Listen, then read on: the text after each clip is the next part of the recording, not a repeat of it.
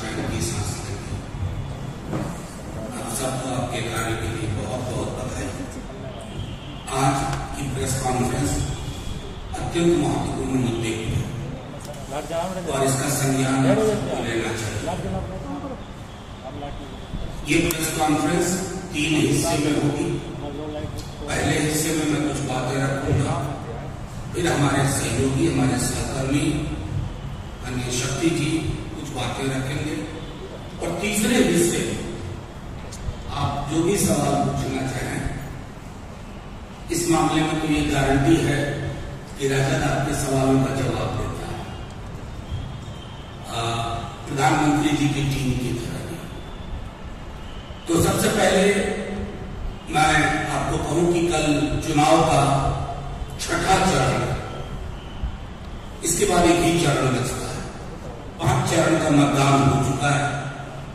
5 चरण के मतदान के बाद पूरे देश में जो एक ललक दिख रही है बदलाव, और खास करके बिहार में, जहां इस दस्तावेज ने कहानी पलट के रख दी। नौकरी मतलब तेजस्वी। मैं जहां कहीं बिहार में गया हूं, आप लोग भी जाते हैं, बच्चा बच्चा चप्पा चप्पा कह रहा, नौकरी मतलब तेजस्वी।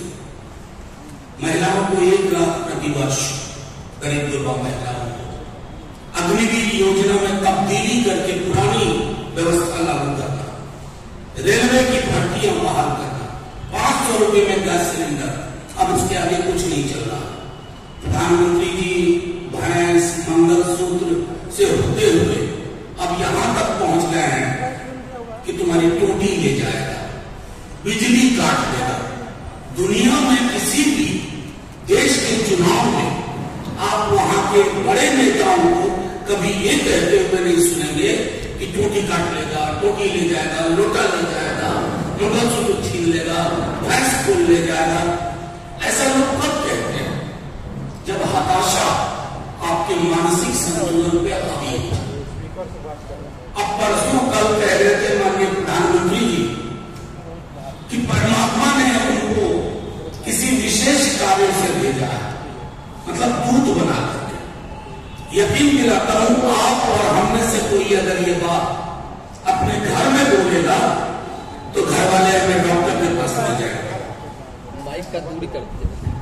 घर वाले हमें डॉक्टर के पास ले जाएंगे कि इसका दिमाग ठीक काम नहीं कर रहा, कि कह रहा है भगवान से हमारा सीधे डायलॉग होगा। लगभग बात यह है कि हताशा में, परेशानी में जो आईबी की रिपोर्ट आ रही है, प्रधानमंत्री जी और उनकी टीम बेहद परेशान है। अब उस चक्कर में जब विश्लेषकों ने लिखना शुरू कर दिया तो अपने एकाध लोगों को प्लांट कर दिया बीसीओ इंटरव्यू में। खैर वो उनका है, उनका काम, उनका मिजाज हो जाने।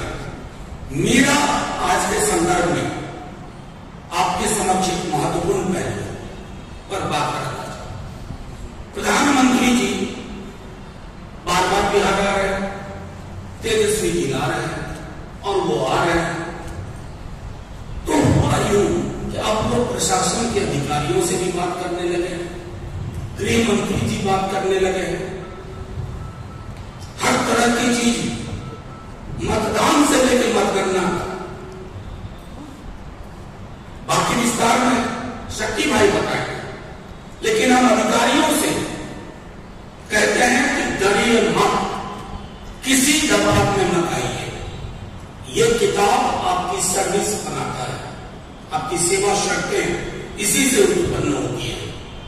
इस किताब के अलावा दबाव लेना हो तो इस किताब का लीजिए, किसी व्यक्ति का नहीं, क्योंकि व्यक्ति अर्श से फर्श पर आने वाला है और अर्श से फर्श पर आने वाले व्यक्ति की बात की दबिश में अगर आप कोई ऐसी कार्रवाई करते हैं इधर उधर करने की, तो सचेत हो जाइए। व्यवस्था बदल रही है, सत्ता परिवर्तन हो रहा है, हम तो इसी किताब से चलेंगे। लेकिन जो लोग नहीं चल रहे इस किताब से, उनका फैसला आवाम भी करेगी और ये किताब करेगी। बाकी मैं आगे की कुछ चीजों के लिए शक्ति भी साथ पत्रकार साथियों का, हमें लगता है कि आप सभी लोग लगभग अवगत हैं उस संदर्भ में कि इस राज्य के अंदर में प्रशासनिक महकमे में क्या होता है। ये सच है कि संविधान की चर्चा माननीय मनोज झा ने की, करना चाहिए जब कभी लगे कि दबाव मेरे मस्तक पर किसी बाह्य व्यक्ति का, पूरी तंत्र का हाथ भारी पड़ रहा है, तो संविधान का सहारा करना चाहिए, ये सबके अंदर आनी चाहिए भाव। आप सब जानते हैं कि रिटायर्ड अधिकारी दिमाग का बाल है सरकार के अंदर, गवर्नर हाउस तक जाता है, PM और SP तक, मुख्य सचिव तक बात कराई जाती है। आप जानते हैं कि इस देश के अंदर में आचार संहिता लागू है, बावजूद भी अगर सरकार के कुछ अधिकारी जाकर करके रात में मिलते हैं और मिलकर करके प्रशासनिक महकमे में हस्तक्षेप लगातार अगर करते हैं, तो ये एक पूरी तरह से हमारा अपना मानना है कि दुर्भाग्यपूर्ण है। और उन अधिकारियों को, जिन अधिकारियों ने सेवानिवृत्त ले ली है, उनका तो कुछ दिन के मेहमान है, लेकिन जिनके भी तो भविष्य शुरू हुए हैं, लंबी दिन की यात्रा करनी है, उन्हें कभी भी कानून को हाथ में नहीं लेना चाहिए।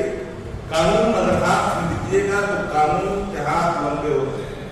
कानून कभी आपको अंतिम पल तक आपका पीछा नहीं छोड़ेगी, और कानून के शिकंजे में कानून से छेड़छाड़ करने वाले उपाय नहीं करेंगे। नाम बताते चलिए। और मैं एक सब आपको जिनके सानिध्य में रहते हैं आपको बताइए।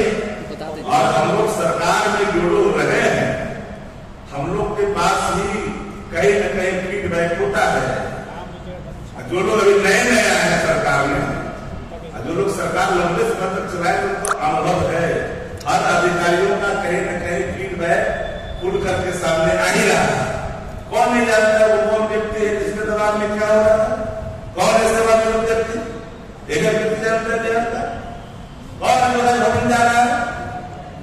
आचार संहिता के मामले में प्रोटोकॉल के कर्मचारी बने होते हैं, प्रोटोकॉल का निर्वहन किस रूप में होना है, उसके सारे मानदंड हैं। अगर कोई नियमों को तोड़ेगा, हम या कोई कानून से छेड़छाड़ करेगा, तो कानून कभी उसको छोड़ नहीं सकता है, और कानून का सामना करना ही पड़ेगा। सेवानिवृत्ति के बाद अगर कोई समझते हैं कि हम किसी के सानिध्य में जाकर के हम हस्तक्षेप करेंगे, मैं तो पूरी तरह से स्वतंत्र निष्पक्ष बिना हस्तक्षेप के हम हर चुनाव के पक्षकार रहे हैं।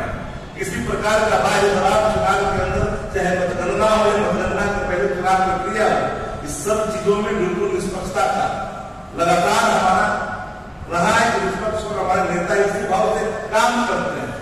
जो संजीदगी का, सादगी का, कदापि को वो भूल जाते हैं कि अगर हम कोई अपराध अगर करके छुप जाएंगे, तो ऐसा नहीं है कि फिर कानून का उनके साथ कानून काम नहीं करेगा, करना सबको है।